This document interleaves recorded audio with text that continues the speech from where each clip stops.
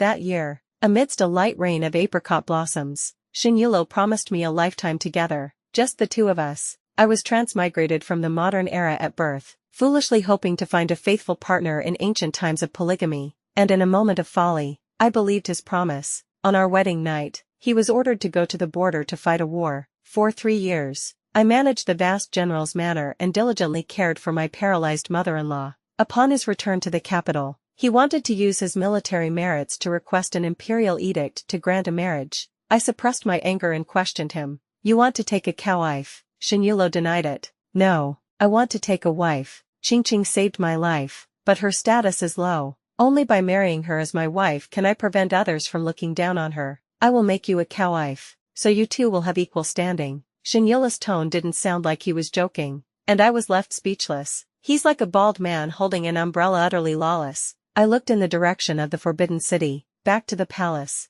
Seeing my prolonged silence, Xianxia sighed and tried to persuade me with a helpless tone. "Qingyun, which man nowadays doesn't have 3 wives and 4 concubines? Besides, I'm only marrying Qingqing. There will absolutely be no one else. Absolutely no one else." "Xianxia, weren't you the one who promised me a lifetime together? Just the two of us?" I looked up at him, the last trace of warmth in my eyes completely gone. As expected, men are all trash. A hint of shame and annoyance appeared on Xianxia's face, and he frowned impatiently. "Why must you always bring up the past? From now on, you and Qingqing will both be my wives. She has a pure and kind nature and won't fight for favor or get jealous, and I will definitely treat you both equally." I was trembling with anger. I served his sick and cared for his elderly in the Shen family, managed the household for 3 years, and in return, I get to be treated equally with some woman who just popped out of nowhere. Besides, to put it nicely, it's a cow-wife, but in reality, what's the difference from a concubine?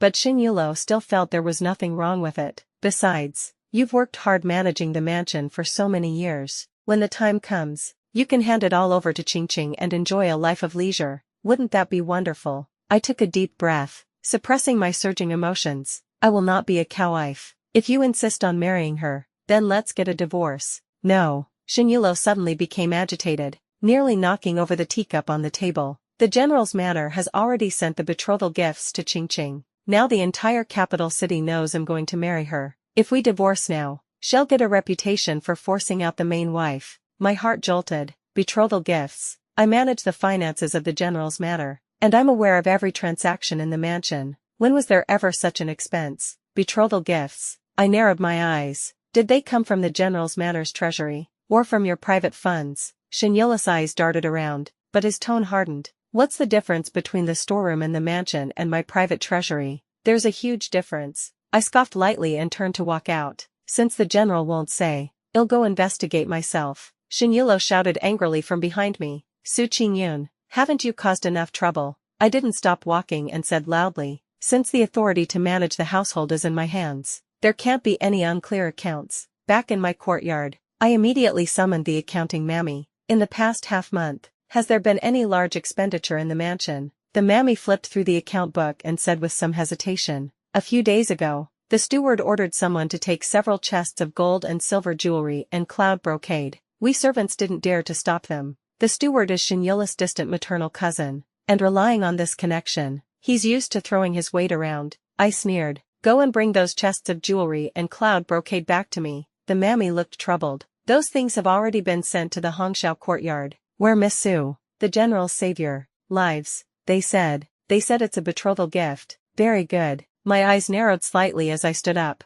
"Take some people and go to the Hongxiao courtyard." Su Qingqing was sitting on a daybed, playing with a scarlet gold hairpin in her hand. The maidservant beside her was holding several bolts of cloud brocade, constantly complimenting her, saying she looks good in any style. Seeing me arrive, Su Qingqing slowly curtsied, her eyes full of pride. "Why has madam come?" I ignored her, walked straight to the table, and picked up that dangling hairpin. "This item from the general's manor's treasury. How did it end up in your hands?" Su Qingqing lifted her chin slightly, and said to me provocatively, "Of course, the general gave it to me." "The general gave you valuables from in the mansion, did he ask me?" "The mistress of the house." I tossed the dangling hairpin to the maidservant behind me. "Find all the items and carry them back to the treasury." The maidservants and young male servants behind me immediately started searching and rummaging. "You dare." Su Qingqing immediately grew anxious and stepped forward, trying to stop them. This is the betrothal gift the general gave me. Betrothal gift. I looked at her, finding it laughable. Miss Su,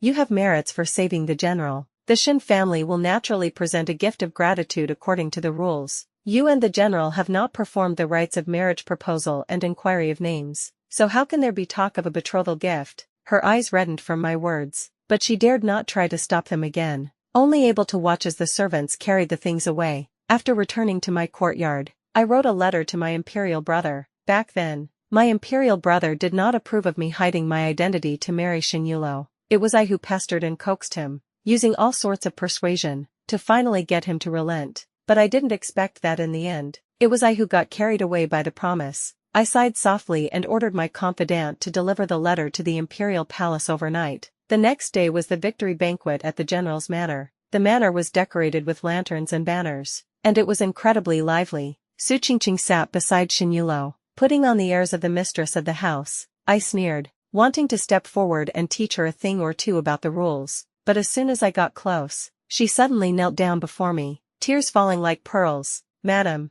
Qingqing knows she was wrong. Qingqing no longer dares to covet a place in the general's manor. Please forgive me, she wailed and kowtowed, and her plain white dress was stained red by the reopened wounds on her body. Seeing this scene, the crowd couldn't help but be shocked. Aren't those wounds on Miss Su from saving General Shen? To think Mrs. Shen would torment the benefactor of the general's manor like this. Miss Su did General Shen a great service. It's only right for General Shen to take her as a concubine. If you ask me, even making her an equal wife would be fine. Mrs. Shen is far too petty and lacks the tolerance of a matriarch. She isn't afraid of becoming a laughingstock when word gets out. Turns out Xianxia wasn't stupid enough to let everyone know about something as disgraceful as demoting his official wife to an equal wife. The people of the capital city only thought that Xianxia was going to take Su Qingqing as a concubine. When Su Qingqing heard this, the unwillingness and resentment in her eyes vanished in an instant, and then her body swayed. Xianxia hurriedly helped Su Qingqing up and pulled her into his embrace. What are you doing?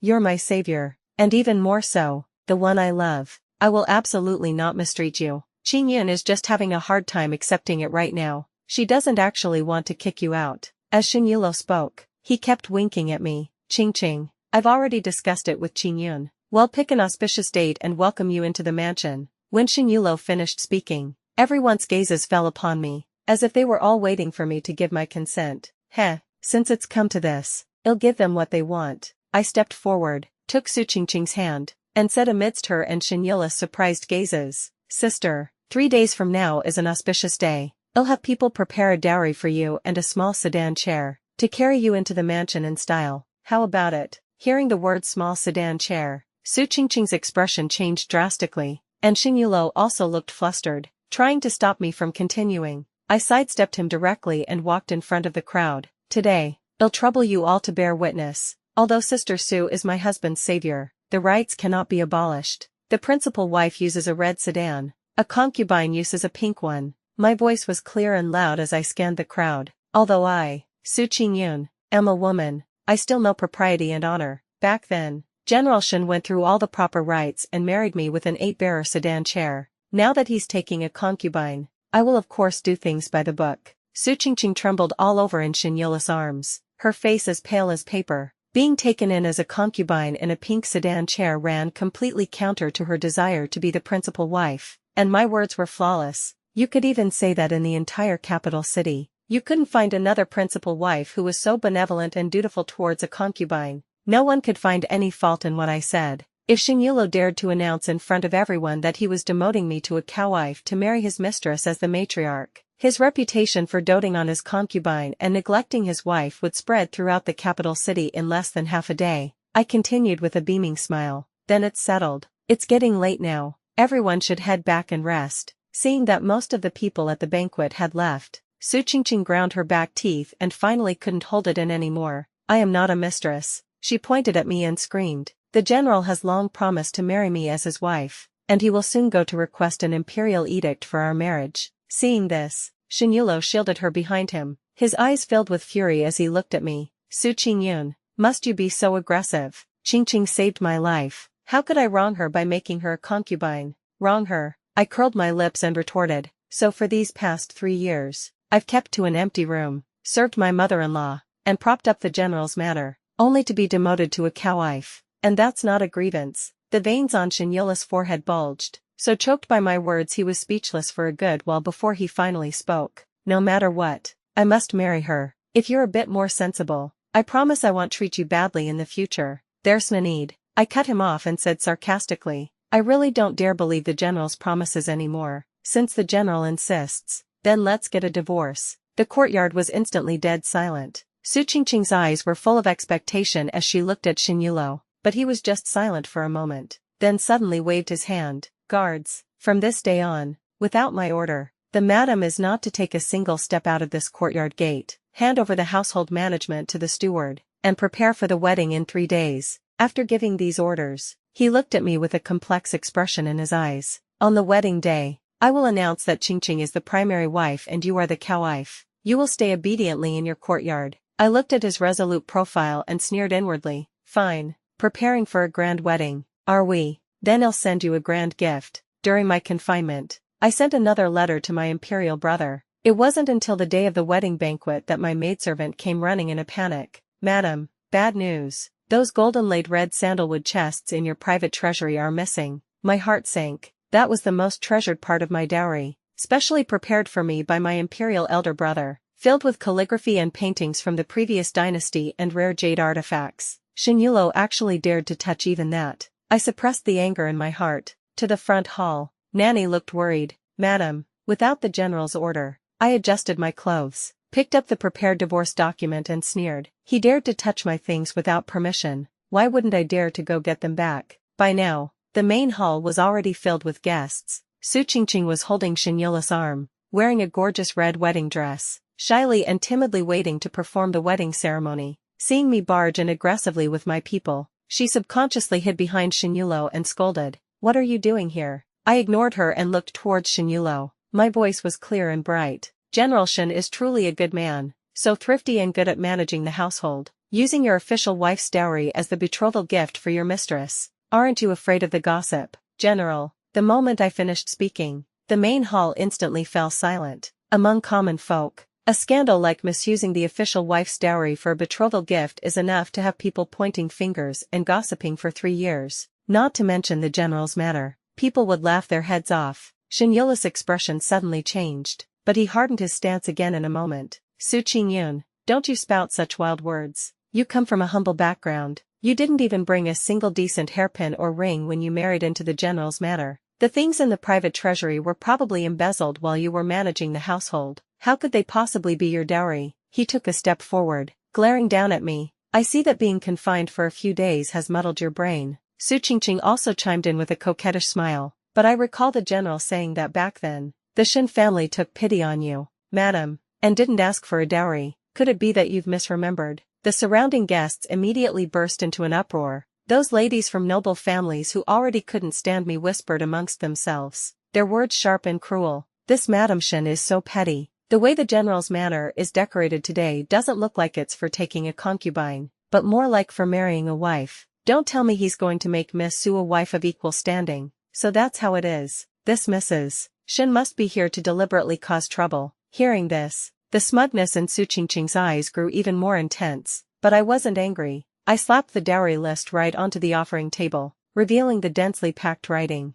Whether it's my stuff or not, we'll know with a single check. This list records every single item of my dowry. General, do you dare to lay out Miss Su's betrothal gifts and check them one by one? Whether I'm talking nonsense or you've used my dowry without permission will then be clear. Xianxia got flustered and kicked over the round stool beside him. Check what check? I think you're just stirring up trouble. I sneered, my fingertip tapping on the vermilion seal on the list. This dowry list has been stamped by the government office. It can't be faked. General Xin, getting so flustered like this. Could it be you have a guilty conscience? You stop your shameless quibbling here. He pointed at me and roared, men, drag this madwoman out of here for me. Who dares to move? I shouted sternly, scanning those eagerdom of house servants. Since General Xin is unwilling to go over the accounts, then I'll ask my family to come and judge. These accounts must be sorted out clearly today. Your family? Xianxia sounded like he'd just heard the biggest joke in the world. Su Qingyun, didn't you say you'd cut ties with your family when you married me?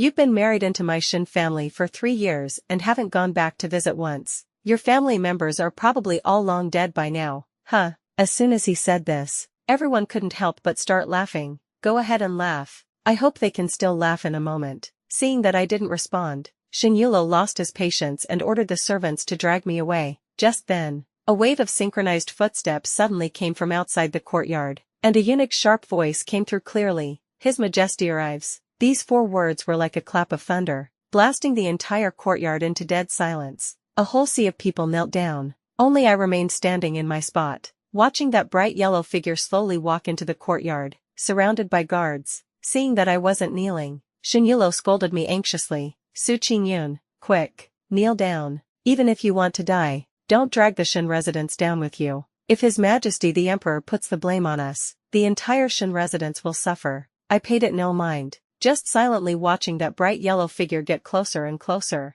This commoner girl, Su Qingqing, pays her respects to your Majesty. Su Qingqing's eyes darted, and she scrambled and crawled to prostrate herself before my imperial brother to plead for forgiveness. Your Majesty, please quell your anger. Lady Su is insolent and has offended your Majesty, but she is a woman cast out by the Xin family and has little to do with them. I hope your Majesty will see this clearly. She reached out, wanting to pull me down to my knees, but was sternly stopped by the guard next to my imperial brother. Insolent. Xianxia thought to himself that this was bad, figuring I must have displeased His Majesty, and cursed me 1,000 times in his heart. He looked up, only to see the Emperor stop in front of me, raising a hand to tidy my slightly messy hair at the temples. My imperial brother gazed at me, and in his eyes, so similar to mine, there was obvious tenderness and pity. How has my Yanhua gotten so thin? I pouted and rolled my eyes again. How am I thin? I'm afraid I can't even fit into my old dresses anymore. Seeing me being so familiar with His Majesty the Emperor, Xianxia was so shocked his eyes were about to pop out. He had never imagined that I would actually know the Emperor. It's just that hearing the Emperor call me Yanhua, he felt it sounded somewhat familiar. Before he could think deeply on it, the Emperor spoke. General Xin, do you know your crime? Xianxia was stunned, and for a moment didn't know how to answer. My noble and precious Princess Yanhua, I don't know what bewitching potion you fed her 3 years ago, but she insisted on marrying down to you. I couldn't dissuade her, so I had no choice but to agree. Back then, we had no one else to use and had no choice but to issue a decree for you to lead the troops. For 3 years, our Yanhua managed the huge general's manor for you and took great care of your mother, and now that you've returned to the capital, you've actually prepared such a big surprise for Yanhua. Xianxia's face grew paler the more he listened, and the surrounding guests also gasped. Only Su Qingqing didn't understand why everyone was reacting this way. So Mrs. Xin is actually that famous Princess Yanhua. Princess Yanhua and the current emperor are full siblings, and the emperor dotes on Princess Yanhua to the extreme. This Princess Yanhua lives in seclusion. No one in the capital city has ever seen what Princess Yanhua looks like, so our trip today wasn't in vain. No wonder His Majesty dotes on Princess Yanhua so much. The princess is gifted, intelligent, and kind-hearted. Not only did she personally teach us the art of making ice, but she also held nothing back in teaching us methods for road construction, water management, and increasing crop yields. This is truly an act that benefits all people. Hearing the whispers around her, Su Qingqing could no longer support her body and slumped to the ground, utterly terrified inside. I looked at the man and woman in front of me, and my thoughts couldn't help but drift away. Transmigrated from birth into an ancient era that never appeared in history. I was lucky. I became a princess. From a young age, I had a wild and unrestrained personality, with many ideas and unconventional behaviors. My imperial elder brother must have noticed my peculiarities, yet he never pried, doting on me just as he always had. After he ascended the throne, I couldn't bear to see him worry about the people's livelihood,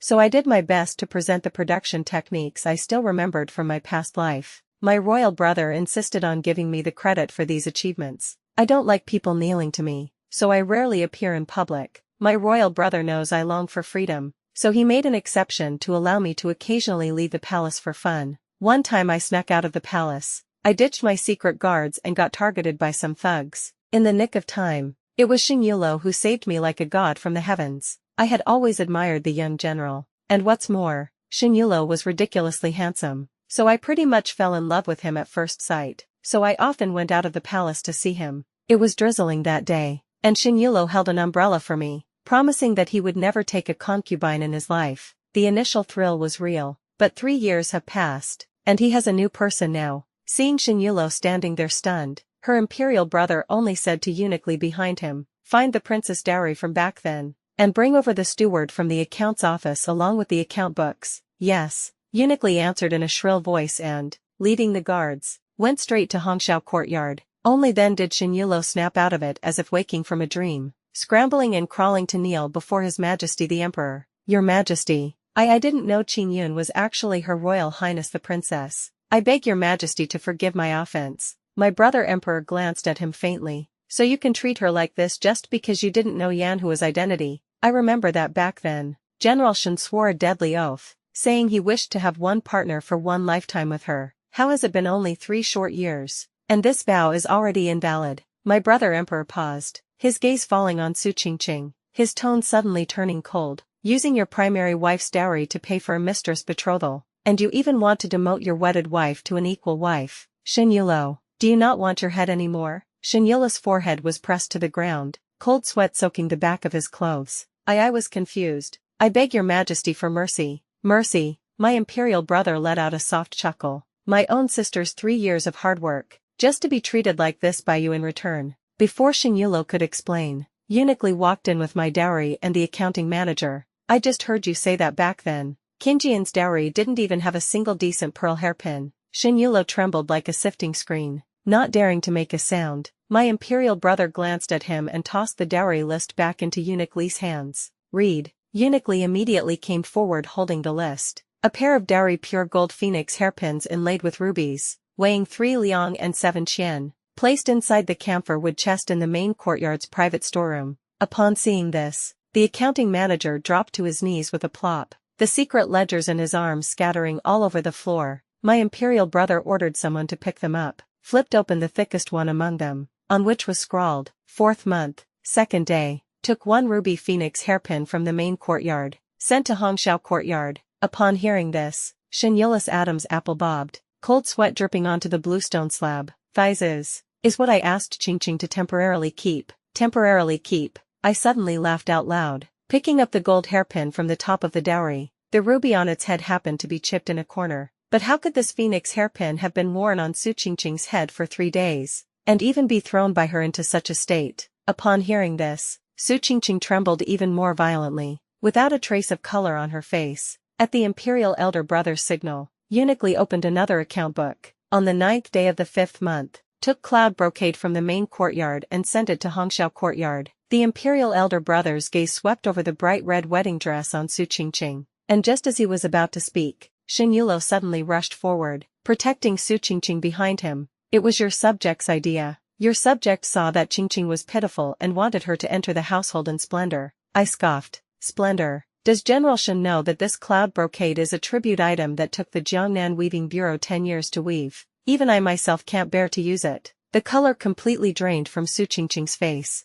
She collapsed on the ground, shaking her head and defending herself nonstop. "It wasn't me. I didn't know. It was the general. He said these were all rewards for me." Xianxia looked in some disbelief at Su Qingqing, who had pushed all the blame onto him. Xianxia, his imperial brother closed the account book, his voice unreadable. "For privately using an object bestowed by the imperial family, you should be beheaded according to the law. We, in consideration of your Shen family's many years of loyal service to the court, will now throw you into the great prison to await sentencing." To be able to keep his life at this moment, Xianxia had to kowtow and give thanks, no matter how unwilling he was. Before he was thrown into the great prison, my imperial brother sent someone to bring paper and a pen to Xianxia. "The divorce document. Write it." Xianxia, however, with trembling hands, couldn't write a single word for the longest time. His eyes were bloodshot as he looked at me. "Qingyun, do we really have to do this? It's not that I don't have feelings for you. You're in my heart. It's just that Qingqing saved my life. So I stepped forward and cut him off, taking the pen and stuffing it into his hand. "General Shen, don't waste His Majesty's time." He looked at me, his eyes full of regret, and even a sliver of hope, but I just looked at him without any joy or sorrow, as if he were a stranger. In the end, Xianxia wrote the divorce document. My imperial brother took it and glanced at it. "Yanhua, come back to the palace with me." I nodded, turned around, and followed my imperial brother out. When passing by Su Qingqing, she suddenly grabbed my sleeve, crying and begging, "Your Highness, I beg you to spare my life. I really didn't know you were the princess. This humble girl will never dare to be disrespectful to you again. I shook off her hand and said lightly to my imperial brother, lock her up with Xianxia. That can be considered bringing this pair of lovers together. After speaking, I got on the carriage with my imperial brother without looking back. The carriage rumbled over the stone-paved road, getting farther and farther away from the general's manor.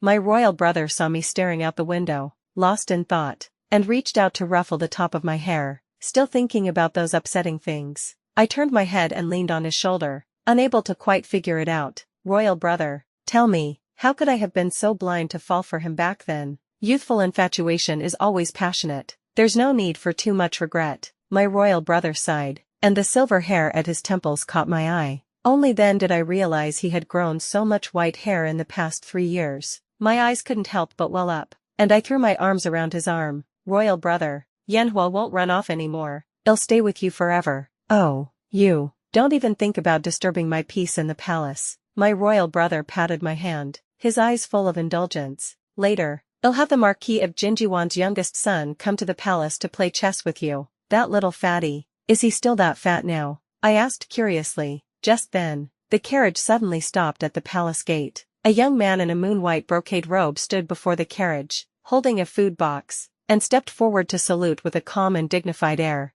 This humble servant pays his respects to your majesty, and to her highness the princess. My imperial brother glanced at me with a smile. This is the little fatty you were talking about. Thrown onto the battlefield by Marquis Jingyuan to be tempered for 3 years. And now he's also a renowned young general. Upon hearing this, Xianxia raised his eyes and smiled at me. This smile made my heart burst with joy. I never expected that after 3 years, the little fatty would turn out to be so earth-shatteringly, ghost-wailingly handsome. Xianxia blushed under my direct stare and handed over the food box. Princess, I know you love the almond pastries from the shop in the south of the city. I just bought them, and they're still warm. My imperial brother teased from the side. Jinxie is even more thoughtful than I, her own brother. The tips of Xianxia's ears turned completely red, and looking at me, he said, Your Highness, you have been wronged. From now on, if you are wronged, just find me and I will help you vent your anger. After saying that, he gave a bow and walked away, moving his arms and legs on the same side together. My royal brother glanced at me.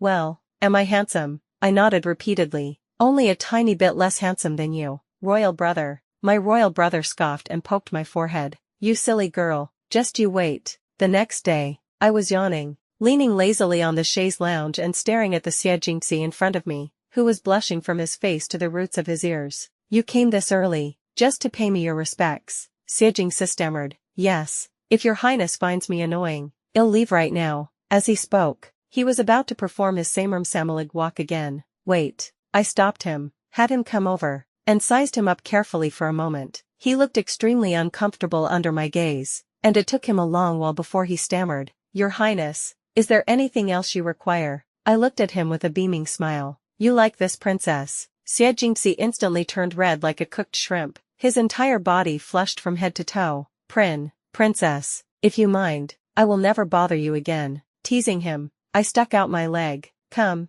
give this princess a massage. Xianxia grabbed my calf, held it in his palm, and kneaded it, not too lightly and not too heavily. As the pressure of his kneading varied, his firm, handsome muscles rippled along with it. I took the opportunity to give it a squeeze. It felt nice. I put the lychee that the maid had peeled into my mouth and asked him, Young General Xia, have you ever been betrothed? Replying to your highness, I have not been betrothed. Then how about being this princess consort? I instantly became interested. Xianxia was so shocked he was speechless again. Really? Of course, I smiled and said, but I just divorced Xianxia yesterday. I don't know if you mind. Princess, rest assured, I not only don't mind, I will also do my utmost to serve you well. Princess, he hurriedly knelt down and made a vow. All right, you can go back for now and wait for the imperial edict. Xianxia walked away stiffly again, with his arms and legs on the same side moving together. After Xianxia and Suqingqing were locked in the heavenly prison, they still cherished each other at first. After a while, they started to complain and blame each other, pushing all the blame onto the other person. Xianxia was mocked by Suqingqing, and he actually hit her. Filled with extreme resentment, Suqingqing revealed a truth that would make him regret it for the rest of his life. It turned out that the one who blocked the fatal blow for the unconscious Xianxia back then wasn't her, but a young general by his side. That young general died on the spot. Passing by, Su Qingqing saw Xianxia's extraordinary air, so she ruthlessly stabbed herself with a sword and pretended to be the one who had saved him. After hearing this, Xianxia felt as if the sky were falling. He had actually offended the reigning princess for such a scheming and vicious woman. In a fit of anger, he beat Su Qingqing until she was on the verge of death, and a few days later, Su Qingqing breathed her last. Upon hearing this news, I didn't feel any joy, only sighed. In this world, it's already difficult for women to survive, and their lives are as insignificant as duckweed. Nobody felt that it was unforgivable for Xianxia to beat a woman to death. I couldn't change their deep-rooted beliefs. I could only advise my imperial brother to severely punish Xianxia. In the end, my imperial brother, on account of his past military merits, still spared him the death penalty, demoted him to a commoner, and exiled him 3,000 li. The marriage between me and Xie Jingxi was settled hastily, yet it was extremely well arranged. My imperial brother personally supervised everything, from the list of betrothal gifts to the decoration of the bridal chamber. Every single detail was exquisite. Xie Jingxi himself would come to the palace every day, sometimes to play chess with me, and sometimes to bring freshly baked pastries. He devoted himself to every matter related to the grand wedding. No matter how you looked at it, it was 100 times better than the wedding 3 years ago. Finally, the day of the grand wedding arrived. Inside and outside Jinshou Palace were decorated with lanterns and colorful banners, with red silk filling the sky. I sat before the mirror, while the palace maids did my hair and makeup. Wearing the phoenix coronet and red robe,